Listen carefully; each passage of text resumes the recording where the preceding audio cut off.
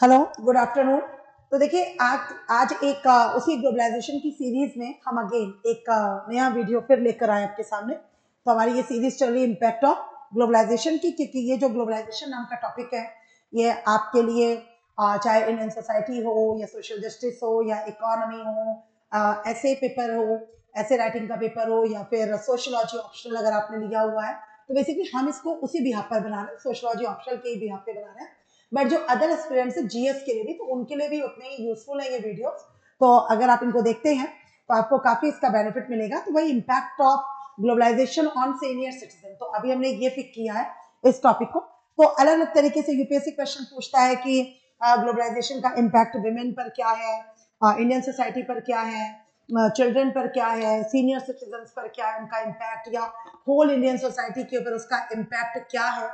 तो अलग अलग फैक्टर्स के तौर पर भी पूछता है और एक कॉमन एक नॉर्मली एक पूरा लेकर भी पूछता है आपसे कि फाइनली पूरा ग्लोबलाइजेशन का जो नेगेटिव पॉजिटिव इम्पैक्ट है वो हमारी सोसाइटी या कंट्री के ऊपर क्या है। तो सब में ये वीडियोस आपको बहुत ही ज्यादा काम आएंगे। तो देखिए वही है कि पॉजिटिव और नेगेटिव दोनों इम्पैक्ट्स है ना।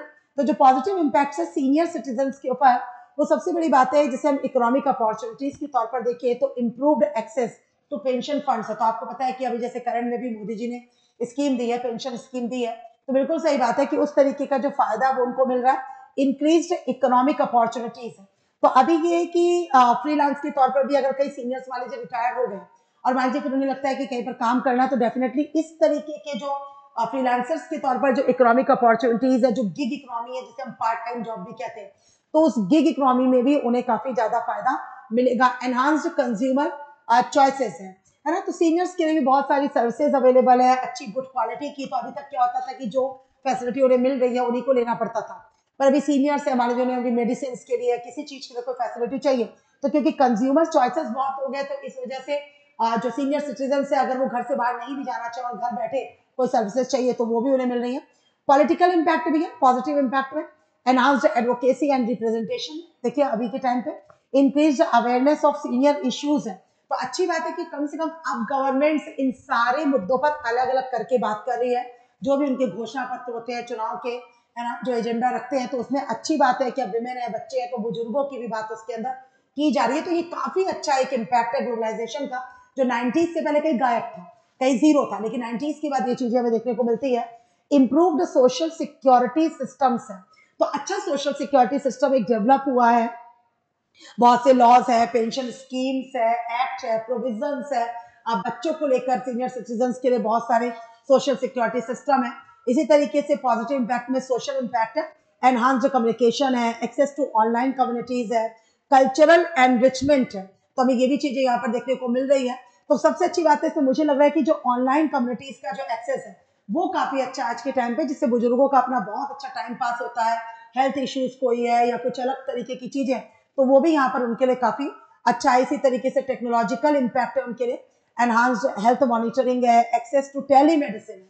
आई थिंक ये पॉइंट भी मैंने जो आपको पहले ही बोला कि घर बैठे सबसे बड़ा उनका जो अब तक के प्रॉब्लम था वो यही था कि अगर मान लीजिए बच्चे सपोर्टिव नहीं है, या मान लीजिए बच्चे सपोर्टिव है कहीं बाहर है, और मान लीजिए बुजुर्गों को किसी मेडिसिन की जरूरत है, तो फिर वो क्या करें, या डॉक्टर की किसी एडवाइस की जरूरत है तो क्या करें। तो आज के टाइम पे कम से कम ये जो टेलीमेडिकल या टेलीमेडिसिन का कॉन्सेप्ट चला, वही ई जिसे हम कहते हैं, तो वो काफी अच्छा एक हुआ। इंक्रीज एक्सेस टू इन्फॉर्मेशन, तो हर तरीके की इन्फॉर्मेशन है जो वो गैदर कर सकते हैं, जिसको वो अचीव कर सकते हैं, जिन्हें उन्हें पता चल सकता है कि गवर्नमेंट या सोसाइटी में उनके लिए क्या क्या चीजें हो रही है। कुछ नेगेटिव इम्पैक्ट भी है, ऑब्वियसली बात है, और ग्लोबलाइजेशन के तो वैसे ही मिक्सिंग इम्पैक्ट है। तो डिजिटल डिवाइड है, इकोनॉमिक इनइक्वालिटी है, कहीं ना कहीं ये भी चीज सही बात है कि जहां पर बेनिफिट है तो वहीं पर जहां पर कुछ इकोनॉमिक ग्रोथ है तो they face some reduced social safety nets. तो जहां पर वही हम बोल रहे हैं, तो इस तरीके के कुछ सोशल सेफ्टी के भी उनके जो वो है प्रॉब्लम्स है वो भी निकल कर आ रहे हैं। जॉब डिस्प्लेसमेंट है, तो कई बार ऐसा होता है कि जैसे बच्चों को बहुत ज्यादा उनका बहुत जॉब डिस्प्लेसमेंट हो रहा है, तो बुजुर्गों को पीछे अकेले रहना पड़ रहा है, तो वो एक प्रॉब्लम है। हेल्थ केयर कॉस्ट है वो डेफिनेटली कहीं ना कहीं ग्लोबलाइजेशन हुआ है, फैसिलिटी मिली है, तो इन्फ्लेशन भी बढ़ा है आपको पता है, तो उस वजह से जो उनकी हेल्थ केयर कॉस्ट है वो कहीं ना कहीं बढ़ी है। कल्चरल होमोजेनाइजेशन हुआ, और जिसकी वजह से आप देखिएगा कि एक तरीके से जो अपनी कल्चरल आइडेंटिटी है, जो उनका हेरिटेज है अपना, वो कहीं ना कहीं लॉस्ट हो रहा है ना, क्योंकि जॉइंट फैमिली कल्चर है वो कहीं टूट रहा है। इंक्रीज स्ट्रेस एंड प्रेशर है उनके ऊपर भी। तो कहीं ना कहीं एनवायरमेंटल इतने चेंजेस हो रहे हैं जिसको बुजुर्ग उतनी जल्दी, क्योंकि उन्होंने 50-60 साल पहले का समय देखा है जहाँ पर इस तरीके का कोई डिग्रेडेशन नहीं था, इस तरीके की चीजें नहीं थी, बट आज उनकी हेल्थ उनके साथ मतलब पैरेलली नहीं चल पा रही है।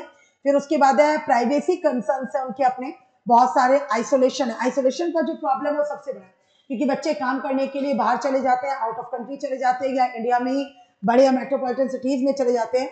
और अगर वो घर पे भी है मान लेते हैं तो हस्बैंड वाइफ दोनों वर्किंग है, बेटा और बहू दोनों वर्किंग है, तो उस चक्कर में जो बुजुर्ग है बेचारे बच्चे अपने में बिजी, अपने मोबाइल फोन्स वगैरह में, तो वो आइसोलेशन का जो पॉइंट है मुझे लगता है वो सबसे ज्यादा झेल रहे हैं। दैट क्वालिटी ऑफ केयर अगर हम बात करें तो क्वालिटी ऑफ केयर की भी उनके साथ बहुत बड़ी प्रॉब्लम है कि भाई लोगों के पास टाइम नहीं है, सब अपने में है, तो केयर उनकी नहीं हो पाती है। फिर है कंक्लूजन तो ये कंक्लूजन है देखिएगा यहाँ पर। तो वही चीज है जो हम बार बार बात कर रहे हैं कि हम ग्लोबलाइजेशन की हमें कहीं ना कहीं एक लिमिट तय करनी पड़ेगी, हमें इसे कितना अडॉप्ट करना है, कितना अडॉप्ट हमें नहीं करना है, तो ये सारी चीजों को हमें देखना पड़ेगा। और खास तौर से हमें ये भूलना नहीं होगा कि जो बुजुर्ग है, जो हमारे सीनियर सिटीजन है, जहाँ हमारे घर में रहने वाले बूढ़े या बुजुर्ग है, हमारे दादा दादी नाना नानी जो भी हमारी फैमिली में है, हमें समझना पड़ेगा कि वो घर के पिलर्स हैं, उन्होंने उस घर को खड़ा किया है ना, उन्होंने ही हमें इस स्टेज तक पहुंचाया। और कभी भी हमें अपने अतीत के साथ हमें इस तरीके का कोई बिहेवियर नहीं करना चाहिए कि कल उसका इम्पैक्ट फ्यूचर पर पड़े।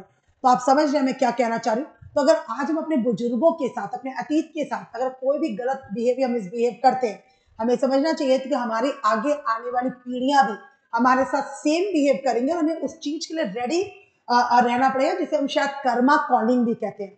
आज का यूथ जिसे कहता है कि कर्मा कॉलिंग, तो एक इस तरीके की भी चीज है। तो ग्लोबलाइजेशन के बाद हम जितने फास्ट मोड में चेंज हो रहे हैं, हमें उतने फास्ट मोड में ये भी समझना पड़ेगा कि इन चीजों को हमें अपने लिए पलटकर पे करने के लिए भी रेडी रहना पड़ेगा, चाहे वो नेचर वाइज हो चाहे सोसाइटी वाइज हो। तो इसीलिए हमने बोला तो ये सारी चीजों को देखना पड़ेगा। बाकी ठीक है, ग्लोबलाइजेशन का तो देखिए चल रहा है, उसका इम्पैक्ट हो रहा है, बट हमें अपने लिए किस लेवल तक ग्लोबलाइजेशन को अडॉप्ट करना है ये डेफिनेटली हमें देखना पड़ेगा। और अगेन मैंने बोला कि हमने एक नई चीज शुरू की है, हम हर टॉपिक से एक एक मेंस का प्रैक्टिस क्वेश्चन भी दे रहे हैं ताकि आपके लिए वो यूजफुल हो सके। तो ये देख लीजिए आप, तो इस तरीके के क्वेश्चन है, तो आप लीजिए और कमेंट में बताइए कि आप लोग को ये वीडियो कैसे लग रहा है ना, और क्या आपको इनका कोई फायदा मिल रहा है, या आपका कोई सजेशन है, कोई कंसर्न है, तो डेफिनेटली आप दीजिए, हम उसके हिसाब से अपने आप को चेंज करने की कुछ और भी कुछ बेटर हम आपके लिए कर सकते हैं, तो हम उसके लिए भी कोशिश करेंगे।